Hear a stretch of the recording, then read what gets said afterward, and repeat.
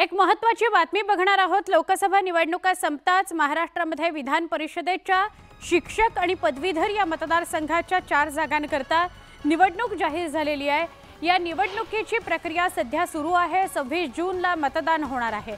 विधान परिषदेच्या या निवडणुकीतील उमेदवारीवरून शिवसेना ठाकरेंचा आणि काँग्रेसमध्ये वादाची ठिणगी पडली आहे।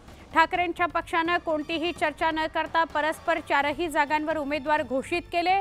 त्यामुळे काँग्रेसकडून नाराजी व्यक्त करण्यात येते आहे। नाना पटोलेंनी या संदर्भात भाष्य केलेलं आहे। आम्ही बसून समजा निर्णय केला असता तर 4ही जागा आपल्याला सहजतेने जिंकता येतात। अजूनही काही वेळ गेलेला नाही। उद्या विड्रॉलची आखरी तारीख आहे।